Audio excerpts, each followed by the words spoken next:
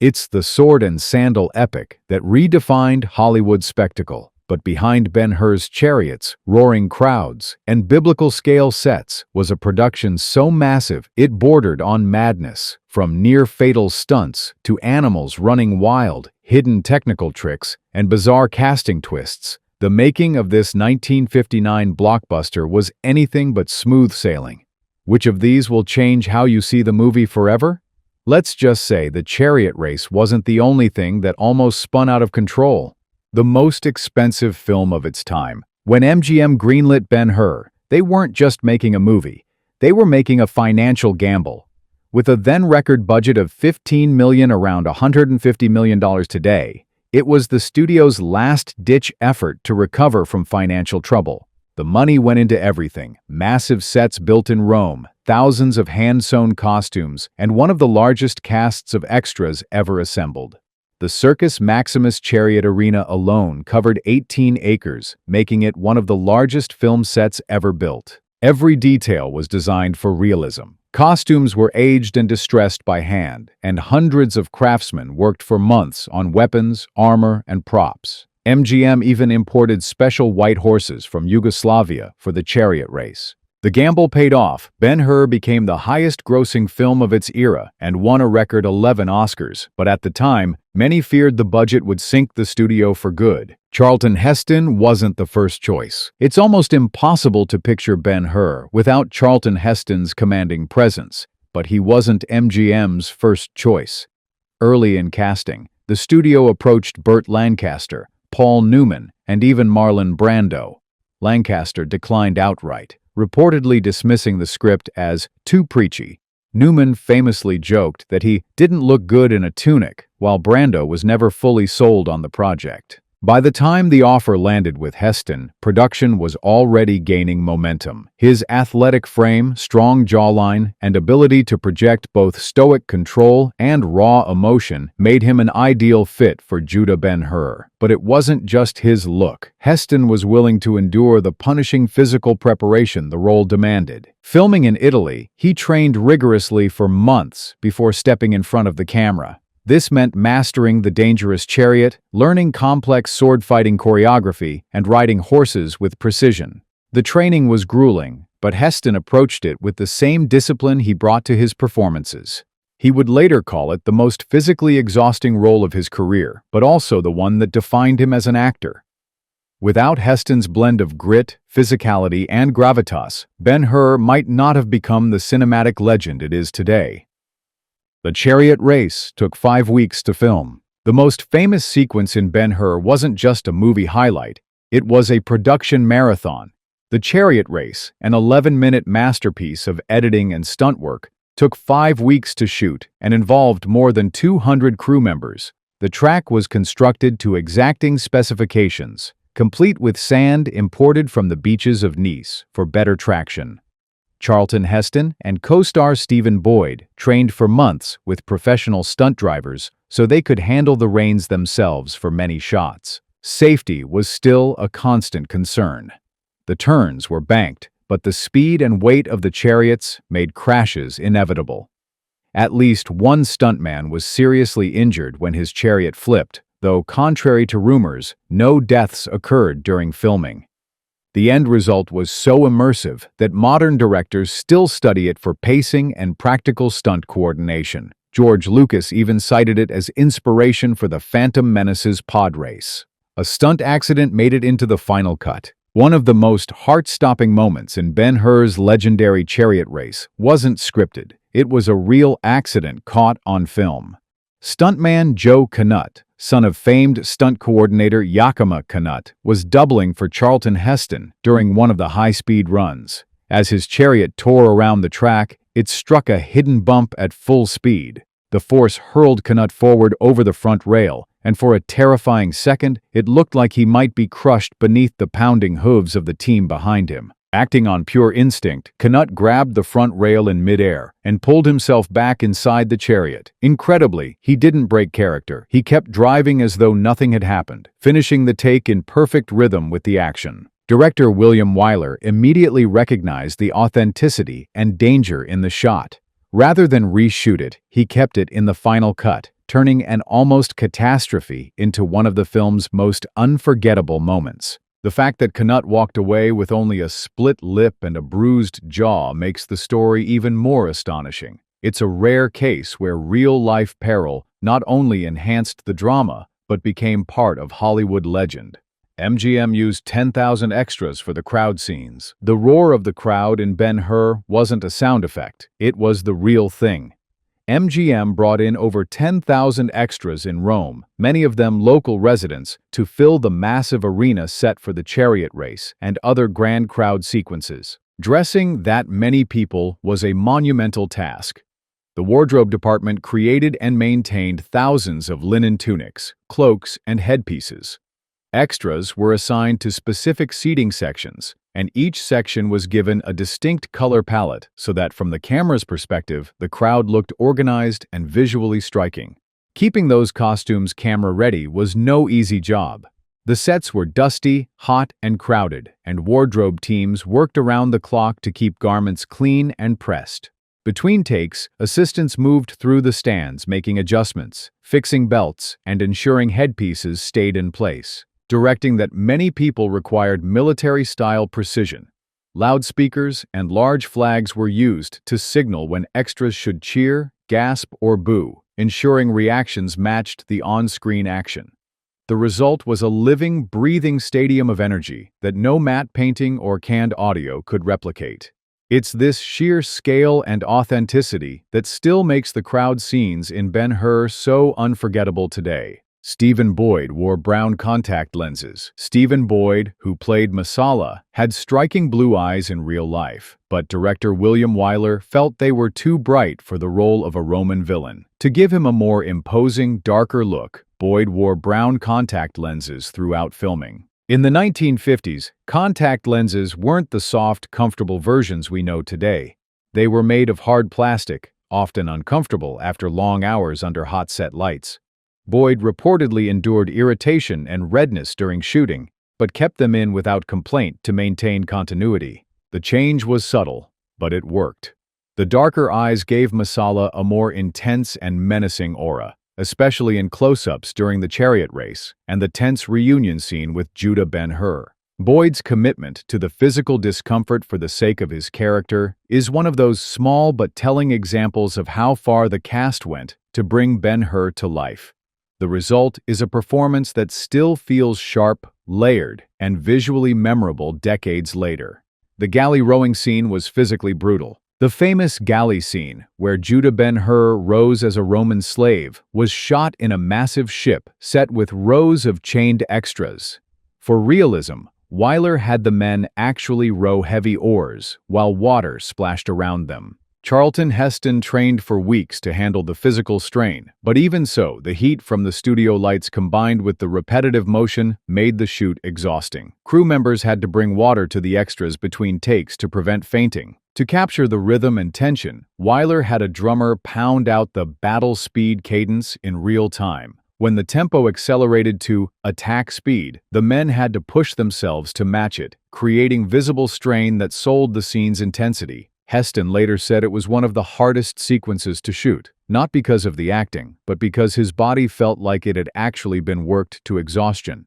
The authenticity shows on screen, making the scene one of the most memorable depictions of ancient naval warfare ever filmed. The Leper Valley was built in miniature. The eerie leper colony, where Judah's mother and sister hide, wasn't shot on location. It was a detailed miniature built by MGM's special effects team.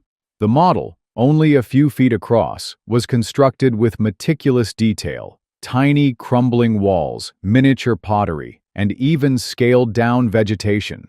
The idea was to create a convincingly desolate location that could be combined with live-action shots for the actors' scenes. Mate paintings filled in the background, giving the illusion of a sprawling, inhospitable valley. Lighting was key. By casting long shadows and using a dusty color palette, the miniature blended seamlessly with full-scale set pieces. Audiences in 1959 had no idea they were looking at a model. It's one of those invisible effects that worked so well it simply went unnoticed, which, in the world of movie magic, is the highest compliment. Jack Hawkins' voice was dubbed. Jack Hawkins brought gravitas and authority to the role of Quintus Arrius, the Roman commander who rescues Judah Ben-Hur during the intense galley scenes. His presence on screen was powerful, but if you listen closely, the voice you hear isn't entirely his. After filming Wrapped, Hawkins underwent surgery for throat cancer, which left his voice noticeably weaker and less resonant than before. Rather than have Hawkins strain himself re-recording his lines, MGM made a quiet but crucial decision. They brought in Robert Rietti, a highly respected voice actor known for seamlessly dubbing over performances without losing the actor's essence. Rietti studied Hawkins's delivery, cadence, and vocal tone so closely that the match was nearly flawless. The post-production work was handled with such precision that most audiences, and even some critics, never realized they weren't hearing Hawkins's real voice. On screen, the commanding authority of Quintus Arrius remained completely intact, preserving the strength of the performance that Hawkins had built physically and emotionally. It's a perfect example of how behind-the-scenes craftsmanship can save a performance without anyone noticing, ensuring the final film delivers exactly the impact the filmmakers intended, quietly proving that sometimes the best movie magic is invisible. The chariots used car axles. The chariots seen in Ben-Hur's legendary race weren't the lightweight, fragile props you might expect from a Hollywood set. MGM's prop department knew the sequence would demand extreme realism and punishing stunt work, so they engineered each chariot for real speed and durability. Beneath the historically inspired wooden exteriors were sturdy steel frames, built to take heavy impacts without splintering. The wheels weren't simple stage pieces either. They were mounted on actual automobile axles, giving them the stability needed to survive sharp, high-speed turns. This meant stunt drivers could push the chariots harder, knowing the wheels wouldn't collapse under the strain. However, this engineering came with a trade-off. Each chariot ended up weighing far more than a real ancient version. The extra weight made them harder to maneuver and physically exhausting to control, especially over multiple takes in the blazing Roman sun. Still, the gamble paid off spectacularly. The reinforced builds allowed for the jaw-dropping, tight corner turns and bone-rattling crashes that have kept the chariot race famous for over 6 decades. By prioritizing safety without sacrificing speed, MGM ensured the scene could be filmed at full throttle, making it one of cinema's most thrilling and enduring set pieces. The chariots used car axles. The chariots seen in Ben-Hur's legendary race weren't the lightweight, fragile props you might expect from a Hollywood set. MGM's prop department knew the sequence would demand extreme realism and punishing stunt work, so they engineered each chariot for real speed and durability. Beneath the historically inspired wooden exteriors were sturdy steel frames, built to take heavy impacts without splintering. The wheels weren't simple stage pieces either. They were mounted on actual automobile axles, giving them the stability needed to survive sharp, high-speed turns. This meant stunt drivers could push the chariots harder, knowing the wheels wouldn't collapse under the strain. However, this engineering came with a trade-off. Each chariot ended up weighing far more than a real ancient version. The extra weight made them harder to maneuver and physically exhausting to control, especially over multiple takes in the blazing Roman sun. Still, the gamble paid off spectacularly. The reinforced builds allowed for the jaw-dropping, tight corner turns and bone-rattling crashes that have kept the chariot race famous for over 6 decades. By prioritizing safety without sacrificing speed, MGM ensured the scene could be filmed at full throttle, making it one of cinema's most thrilling and enduring set pieces. Wiler shot with 3 cameras at once. Director William Wiler was determined that every major sequence in Ben-Hur would feel massive, immersive, and alive. For the chariot race and other large-scale set pieces, he broke from convention and employed a 3-camera setup running simultaneously. One camera was dedicated to sweeping wide shots, capturing the full scale of the action. The second focused on mid-range coverage, keeping the drama tight but still grounded in the environment. The third zoomed in for intense close-ups, faces straining, wheels spinning, and dust kicking into the air. This setup gave Wiler a treasure trove of footage in a single take, which he could weave together in the editing room for maximum energy and pacing. For the chariot race, the method was revolutionary. Instead of restaging dangerous stunts over and over, Wiler could get every angle in one go, preserving authenticity and keeping his stunt team safe. It also spared the heavy steel-framed chariots from excessive wear and tear, which was crucial since damage could halt production. This triple-camera approach wasn't standard practice at the time, but it became an influential technique in action filmmaking for decades to come.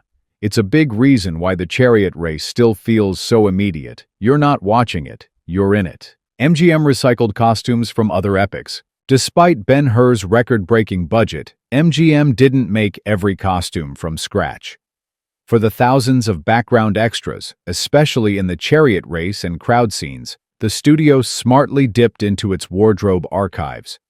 Many of the tunics, cloaks, and pieces of armor had already appeared in earlier historical epics like Quo Vadis and The Robe. The wardrobe team gave these recycled costumes a new lease on life.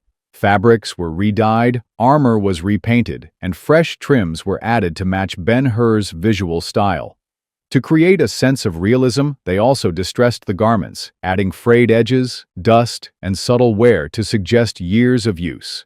For the massive stands of chariot spectators, colorful robes were often stitched together from scraps of older costumes, creating the illusion of endless variety without the cost of starting from zero. This wasn't just about cutting expenses, it was a practical solution to an enormous logistical challenge.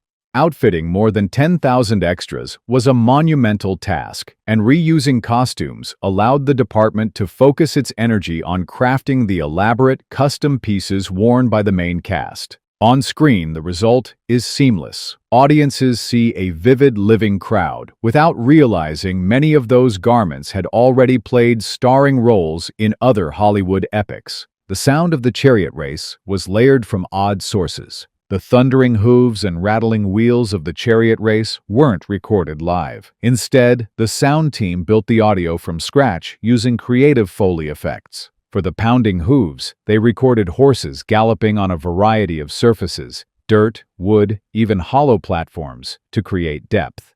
The wheel noises came from large wooden barrels rolled across planks, mixed with the rumble of actual wagon wheels. To add weight to crashes, they smashed heavy wooden crates and layered in recorded car wreck sounds. These elements were blended to match the rhythm of the edited footage, making the race feel faster and more dangerous. The result is a soundscape so convincing that many viewers assumed it was captured during filming. In reality, the race's intensity came just as much from the sound department as from the visuals. Charlton Heston did much of his own driving. While stuntmen took on the most dangerous maneuvers in Ben-Hur's chariot race, Charlton Heston did far more than just sit in for close-ups. He personally drove the chariot for many of the medium and close-range shots. In the weeks before filming, Heston trained intensively on the full-size track, learning how to handle a four-horse team. He practiced sharp turns, clean starts, and sudden stops until his movements looked effortless.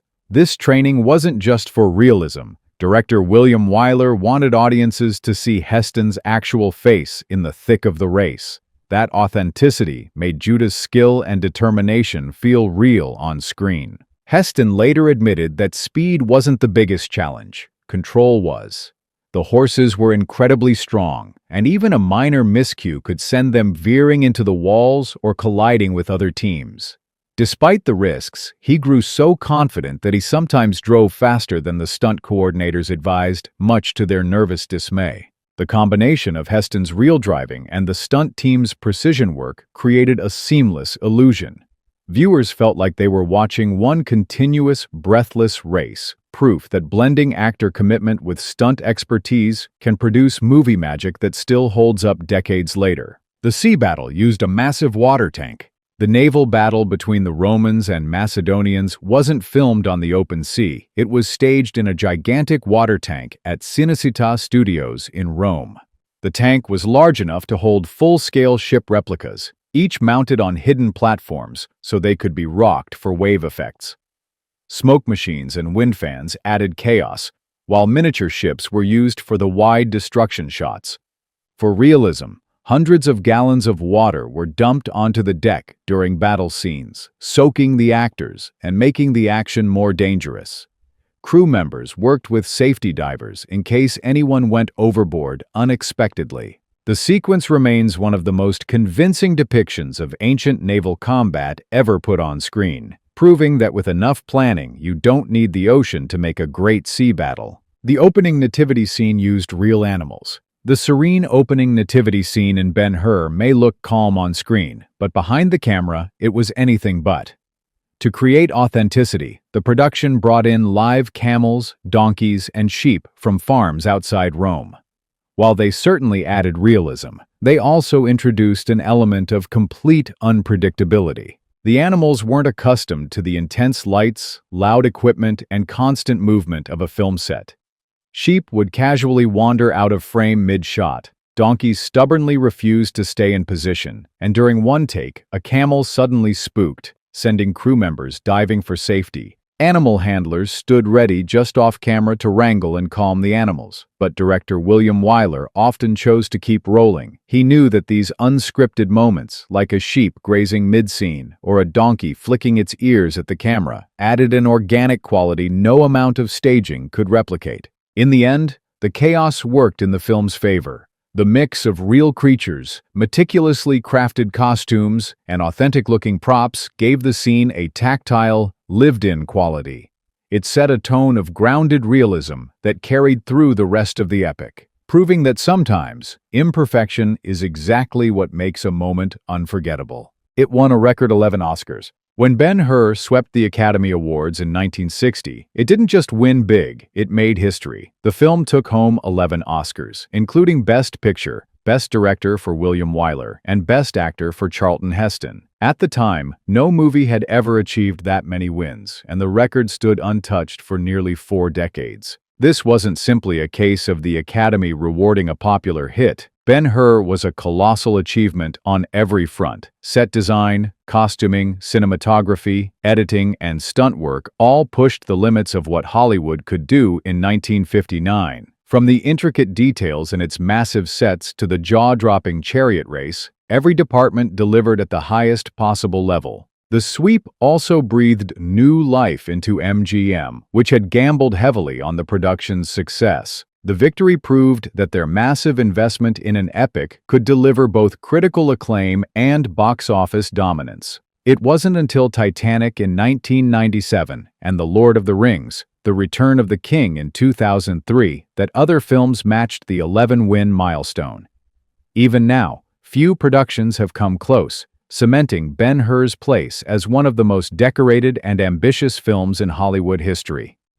The horses were specially trained. The 4 white horses pulling Judah's chariot, named Altair, Rigel, Antares, and Aldebaran, were imported from Yugoslavia and trained specifically for the film.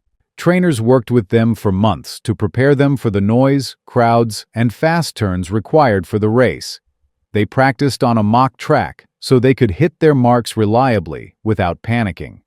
Heston developed a rapport with the animals, often visiting the stables between takes. This bond showed on screen, with the horses responding to subtle cues from him during close-ups. The animals became so iconic that MGM used them in promotional materials and even arranged photo shoots with Heston in costume. They were as much a part of the race's magic as the actors and stuntmen. Wiler wanted authentic dust and dirt.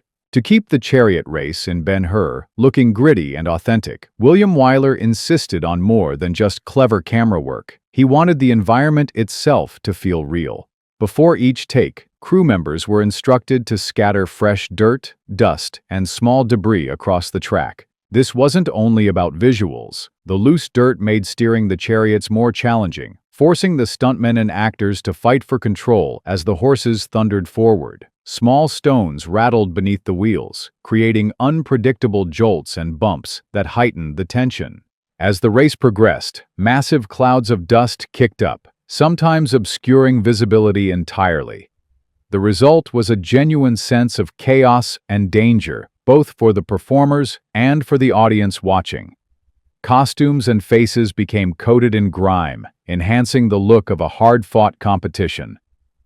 Between takes, makeup teams worked quickly to keep continuity, balancing the need for rugged realism with the demands of consistent appearance. Wiler believed that if the actors were physically uncomfortable, the audience would feel it too. In this case, he was right. The chariot race still crackles with intensity, its authenticity grounded in the real grit and dust of the arena. A bronze coin helped mark camera positions. With so many moving parts in Ben-Hur's legendary chariot race, maintaining continuity was one of the production's biggest challenges. The sequence took weeks to film, with multiple stunt teams, camera setups, and dozens of horses in constant motion. Even the slightest variation in position from one take to the next could break the illusion when the footage was edited together. To solve this, Wiler's crew came up with a brilliantly simple solution. They embedded small bronze coins directly into the track at precise points. These acted as discrete visual markers for both camera operators and stunt drivers, showing exactly where the chariots should pass, turn, or collide for specific shots. Because the coins matched the sandy color of the arena, audiences never noticed them.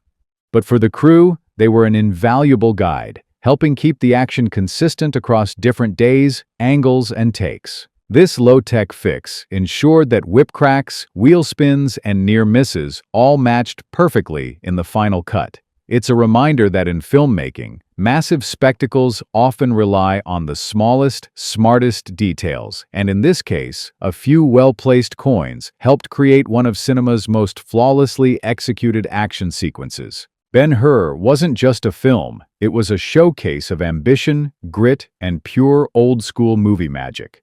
From coins hidden in the sand to months of training for man and horse, every detail was pushed to the limit.